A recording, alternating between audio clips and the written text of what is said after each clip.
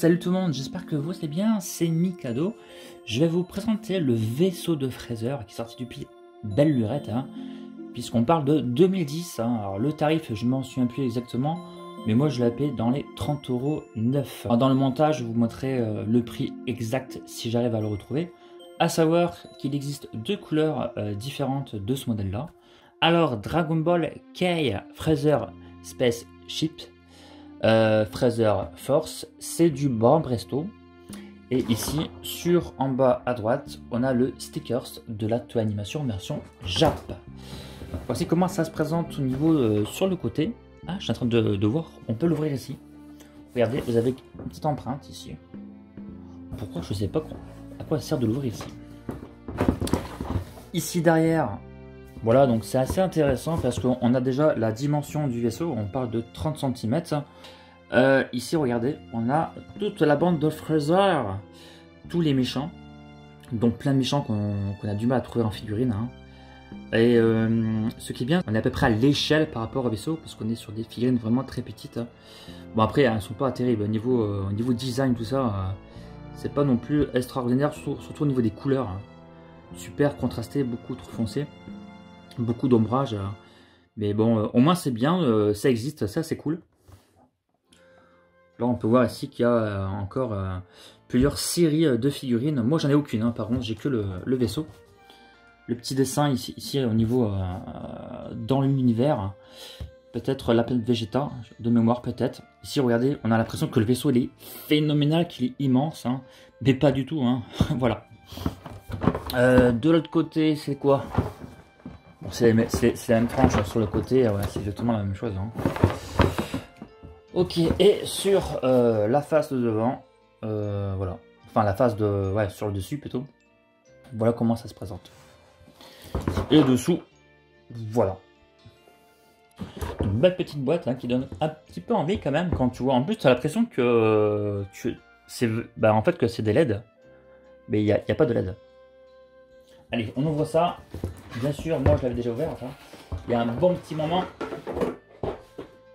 Donc le voilà, regardez. C'est du plastique assez léger. Hein.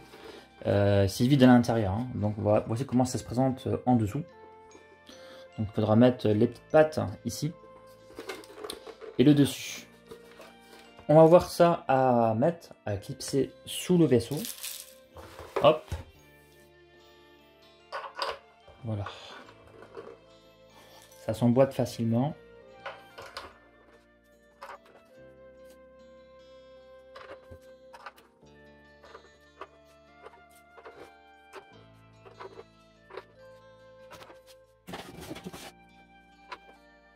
Voilà, toutes les pattes sont assemblées.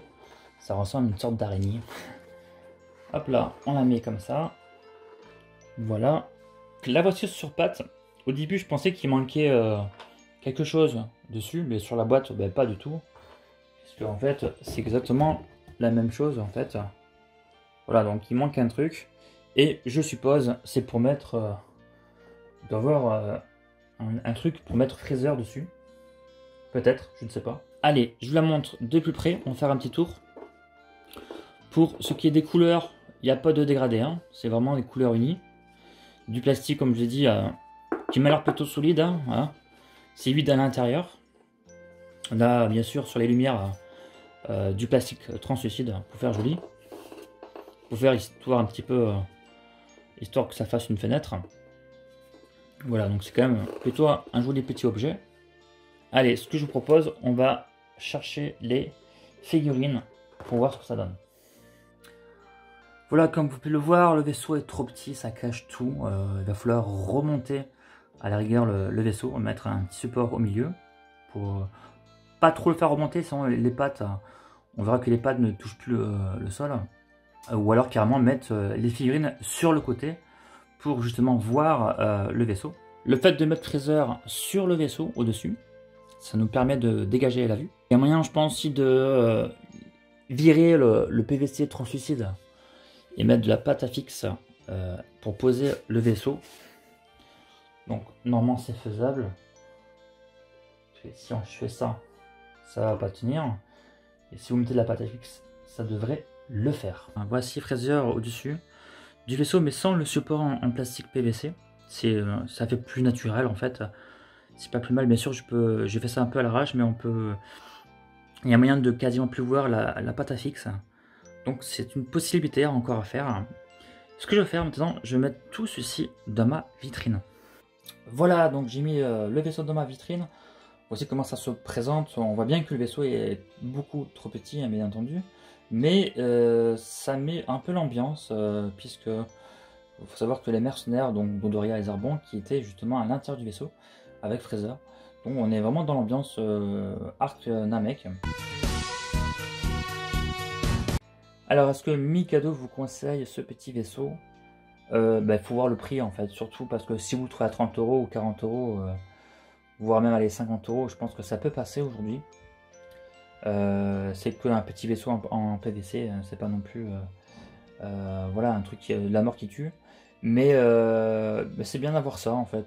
Ça fait comme j'ai pas de diorama en résine, tout ça, d'avoir le vaisseau à côté de l'armée de Freezer, ça rend plutôt bien. Voilà, ça donne vraiment cette ambiance. Donc oui, bah si vous ne trouvez pas trop cher, ben voilà, moi je l'ai payé 30 €, ben c'est sûr que si vous le trouvez à 30 balles, ben bien sûr, je vous la conseille à ce prix-là. C'est encore une fois aussi question de tarif, hein. C'est sûr si vous la trouvez à 150 €, 100 €, ça va coûter un petit peu cher, donc c'est pas forcément intéressant. Prenez soin de vous et je vous dis à très bientôt pour une prochaine vidéo. C'était Mikado. Allez, salut, ciao ciao.